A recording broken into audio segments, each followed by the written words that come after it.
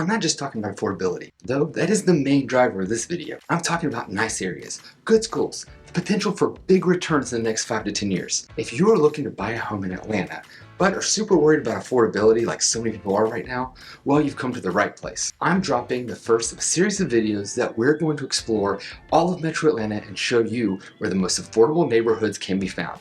Today, we're looking at Northeast Atlanta, and we're doing it right now. Let's do it.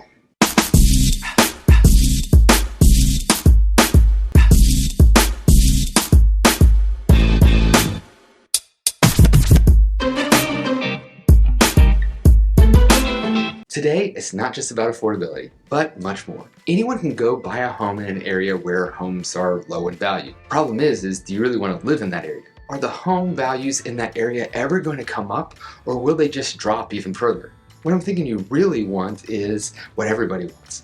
And that's an area not only that's affordable, but a home that's located in an area that you're going to love with potential to gain massive equity in your home while you live there. If this is your first time on this channel, welcome. I'm John McCoy, Atlanta's Real McCoy, and I'm getting contacted by people just like you daily looking to move to Atlanta, Georgia, and its suburbs. And if you're one of those people looking to make a smooth move right now, 1 month from now, or heck, even a year from now, don't hesitate to reach out, as it's never too early to get started. If you've been eyeballing the Northeast Atlanta area, you are going to have a plethora of great options to choose from when it comes to the suburbs. Here are my top 4 suburbs that you may want to take a look at when it comes to affordability, if that's a big concern of yours. Starting us off is an area that if you've seen any of my videos, you wouldn't be surprised, and that's Lawrenceville, Georgia. In March of last year, I did a video of the best suburb to look at if you're looking to move to Metro Atlanta, which in that video was Lawrenceville. I mentioned then that this suburb was undervalued and had a lot going for it. Well, 6 months later, in September of last year, Realtor.com put out a list of the top 10 cities to buy in right now in all of the US. And guess what? Lawrenceville, Georgia sat at number 4. Well, prices have gone up some since that article, thanks Realtor.com. Lawrenceville is still one of the most affordable and best suburbs to live in, not only in Northeast Atlanta, but in all of Metro Atlanta. The average home value there in Lawrenceville is $383,000. And while this is the highest home values that we're going to look at in the video today, they're that high for a reason. First, it has a beautiful downtown area with lots of options for dining and shopping. The area is abuzz all the time, especially on evenings and weekends. Also located in the downtown Lawrenceville area is the Lawrenceville Arts Center and the Aurora Theater. There they host some great comedy nights and plays, musical acts, and more. Then you have the Lawrenceville Lawn as well, which holds festivals and concerts and events. The Lawrenceville Lawn is such a great place to hang out during the beautiful fall, spring, and summer months we have here in Atlanta. If you want to venture outside of downtown Lawrenceville, maybe taking a baseball game, well, the Gwinnett Stripers, which is the Atlanta Braves minor league team, is located in Lawrenceville.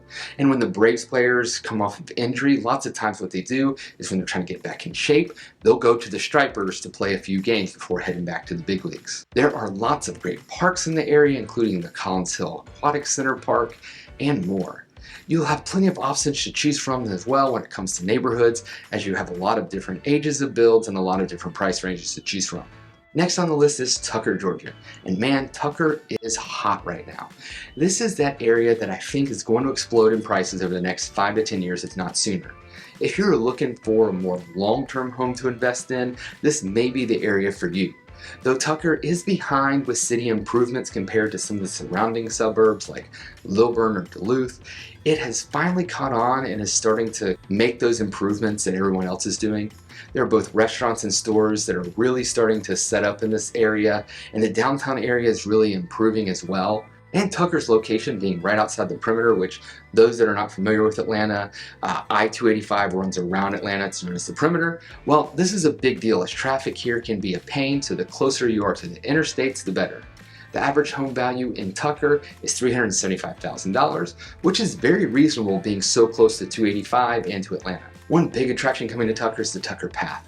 This is eventually going to be 32 miles of greenway trails and side paths and neighborhood greenways that are available for biking, jogging, and walking. And 2.3 miles of this will be completed over the next 5 years, and eventually the plan is actually to connect these trails to the Stone Mountain Trail that goes to and around Stone Mountain, to the Lilburn Greenway, and to the future North Fork of the Peachtree Creek Greenway. A normal neighborhood in Tucker kind of looks like this, where you see mostly 60s and 70s builds, so if you're looking in the area, this is kind of what you should expect. Now there is some new construction happening here in Tucker. These new communities are Idlewood Station, which are building some detached homes starting in the 600,000 range, and there's going to be 58 homes in this neighborhood.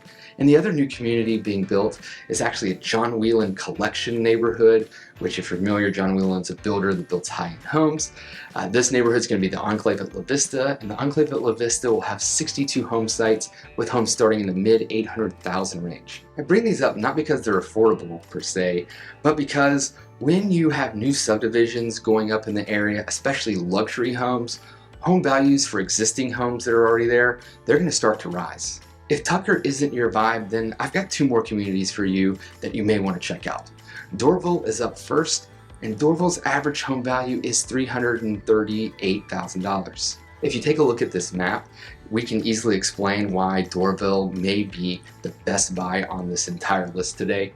First, let's take a look at Brookhaven. This area exploded 10-15 years ago, and home values in this area are now at $710,000.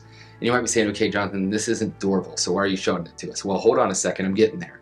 Next to Brookhaven is Chamblee, and this area over the last 3 to 5 years it's really boomed with businesses and developers coming in the area, and the average home value in Chamblee is now up to $477,000. That's up 9% from last year, and if we go back 5 years, you're going to see the average sales price was actually $265,000. Guess where builders and developers are starting to buy it now? Right next to Chamblee in Doraville. And one of the big things that's happening now in Doraville is the construction of the 127-acre Assembly Studios. There will be 19 sound stages here for filming and restaurants and retail and a 5-acre park surrounding it. Atlanta has quickly become one of the #1 places to film movies, not only in the US but in the world. And this will bring in jobs and I'm sure lots of tourists as well. This will most definitely raise home values in the surrounding area. From there, that leads us to the last suburb we're going to talk about today, which connects to Doraville, and that's Norcross. I've talked about Norcross before on this channel, and the downtown Norcross area is very attractive, really fun, and it's really pricey. A home in the historic Norcross area is going to be around $600,000 and up. But when you leave the historic area, homes go down to an average of $320,000 in Norcross. Norcross has easy access to 285, which will take you around Atlanta, and connects to I-75 and I-85.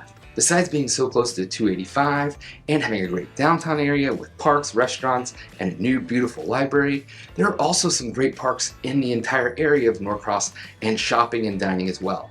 And of course, you're so close to Doraville, Chamblee, and Brookhaven. And I think I failed to mention this when I was talking about Doraville, but located in Doraville, which Norcross is right next to, is the Doraville MARTA train station, which connects you to a lot of the main attractions in downtown Atlanta, as well to the Hartsfield-Jackson International Airport. So being close to Doraville is a huge bonus. Well, I hope this gave you some things to think about when it comes to affordable places to live in the Atlanta suburbs. I didn't want to give you just great prices, but I also wanted to show you places where it would be a great place to call home and where your equity in your home has the chance to go up. If you're looking to make that smooth move here to Atlanta right now, 1 month from now or a year from now, don't hesitate to reach out as it's never too early to get started. And if you don't want to miss the latest of what's going on in and around Atlanta, make sure then to hit that notification bell and subscribe to this channel. Thanks, and I'll see you next time.